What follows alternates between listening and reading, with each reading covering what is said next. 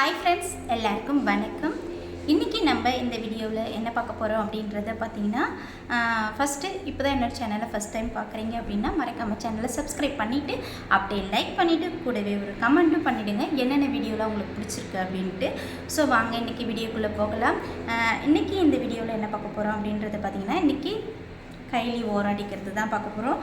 கைலி ஓரடிக்கிறது ரொம்ப சிம்பிளான விஷயந்தான். ஆனால் இப்படி ஓரடிச்சிட்டோம் அப்படின்னா மடித்து தைச்சிட்டு அதில் ஒரு சின்ன ஒரு மெத்தட் இருக்குது. அதனால தான் கைலி தையல் தெரியாத மாதிரி எப்படி தைக்கிறது அப்படின்றத நம்ம பார்க்க போகிறோம்.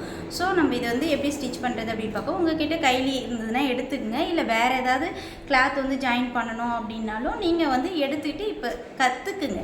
அதுக்கப்புறமா நம்ம எப்படி ஸ்டிச் பண்ணுறது அப்படின்றத நீங்கள் அதுக்கப்புறமா புது கைலி வாங்கிட்டு எப்படி தைக்கிறது அப்படின்றத பார்க்கலாம். இப்போ ஃபஸ்ட்டு நம்ம நிறைய பேர் நிறைய மெத்தடில் உங்களுக்கு சொல்லி கொடுத்துட்ருப்பாங்க. ஆனால் நான் ஒரு சிம்பிளான மெத்தடில் தான் உங்களுக்கு சொல்லி கொடுக்க போகிறேன். என்கிட்ட ஃபஸ்ட் டைம் நீங்கள் கற்றுக்குறீங்க அப்படின்றதுனால நான் உங்களுக்கு சிம்பிளான ஒரு மெத்தடில் சொல்லி தரப்போகிறேன். ஃபஸ்ட்டு இந்த கைலி நம்ம இந்த பிசுர்லாம் இருக்குது இல்லையா, இந்த பிசுர் எல்லாமே ஃபஸ்ட்டு உங்களுக்கு பார்த்திங்கன்னா நீங்கள் இந்த பிசுறு எல்லாமே ஃபஸ்ட்டு ஈவனாக இருக்கா, இல்லை இந்த கட் பண்ணிக்கிறது கரெக்டாக ஈவனாக இருக்கான்னு ஒரு தடவை செக் பண்ணிக்கோங்க. அப்படி இல்லை அப்படின்னா நீங்கள் அந்த ஈவனாக இல்லை அப்படின்னா லைட்டாக சிசர் எடுத்து கட் பண்ணிவிட்டு ஃபுல்லாக அப்படி நல்லா ஃப்ளாட்டாக இருக்க மாதிரி நீட்டாக ஒரே ஈவனாக இருக்க மாதிரி ரெடி பண்ணி வச்சுக்கோங்க. அதுக்கப்புறமா எப்படி ஸ்டிச் பண்ணுறது அப்படின்றத பார்ப்போம். வாங்க ஸ்டிச்சிங்க்கு போகலாம். தையல் நம்ம ரெடி பண்ண போகிறோம். ஸோ ஃபஸ்ட்டு நான் அன்ஈவனாக இருக்குது அப்படின்னு சொல்லிவிட்டு ஒரு தடவை நான் செக் பண்ணிக்கிறேன். எனக்கு பார்த்திங்கன்னா இந்த லைட்டாக ஒரு பிசுறு மாதிரி இருக்குது. இதை நம்ம கட் பண்ணிக்கலாம்.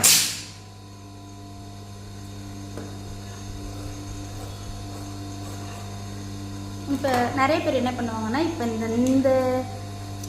இந்த ரெண்டு பீஸுமே இருக்கு இல்லையா, இந்த ரெண்டு பீஸுமே இப்படி வச்சுட்டு இப்படி மடித்து இப்படி தைப்பாங்க. ஓகேங்களா? இப்படி தைச்சிட்டு அதுக்கு மேலே இப்படி தைக்கணும். நான் என்ன சொல்கிறேன்னா, அது மாதிரி தைச்சிட்டுன்னு ஒரு சம்டைம்ஸ் பிசுறு ஒரு பக்கம் அதிகமாக மடியும், ஒரு பக்கம் கம்மியாக மடியும். ஸோ நம்ம ஷர்ட்லாம் சைடில் நீங்கள் பார்த்துருந்தீங்கன்னா தெரியும், அவங்க எப்படி ஸ்டிச் பண்ணுறாங்களோ அந்த மெத்தடில் நம்ம ஃபாலோ பண்ண போகிறோம். இப்போ பார்த்திங்கன்னா இப்போ இப்படி எவ்வளோ அளவுக்கு உங்களுக்கு வேணுன்றதை பாருங்கள். ஃபஸ்ட்டு நான் உங்களுக்கு இதுக்காக வெள்ளை கலர் நூலே போட்டு தைக்கிறேன். ஸோ எனக்கு பார்த்திங்கன்னா ஒரு 1/2 இன்ச்சு இருந்தால் போதும். நான் 1/2 இன்ச்சு இப்படி ஒட்டுக்காக வச்சு இப்படி தைச்சிட்டு வரேன். இதை மட்டும் நீங்கள் ஃபாலோ பண்ணுங்கள். இந்த பீஸ் இருக்கு இல்லையா, இந்த பீஸ் உள்ளே இருக்கணும். இந்த பீஸ் ஒரு 1/2 இன்ச்சுக்கு மேலே இருக்கணும்.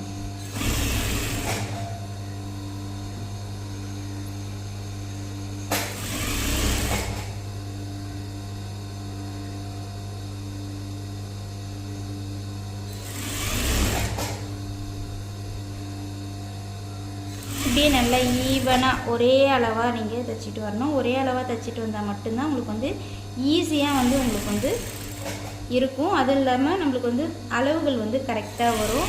ஸோ நம்ம தைச்சி கொடுக்கும்போது ஃபினிஷிங்காகவே இருக்கும். இந்த டைலரிங்கை நீங்கள் பிஸ்னஸாக எடுத்துகிட்டு போகிறது இருந்தாலும் எடுத்துகிட்டு போகலாம்.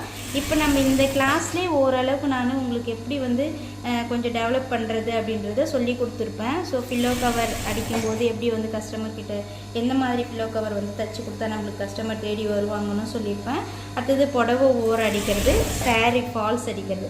ஸோ இன்னும் இதில் ஈஸியாக நம்ம கற்றுக்கும் போதே சம்பாதிக்கணும் அப்படின்னா இன்னும் நிறைய விஷயங்களை உங்க கூட நான் ஷேர் பண்ணுறேன். அடுத்தது பார்த்திங்கன்னா சிம்பிளாக ஒரு விஷயம் நான் பிஸ்னஸுக்கு தேவைப்படுற ஒரு விஷயத்தை தான் அடுத்து உங்களுக்கு சொல்லித்தர போகிறேன். அடுத்து டைலரிங் கிளாஸில் இப்போ பார்த்திங்கன்னா உங்களுக்கு நல்லாவே தெரியும். இது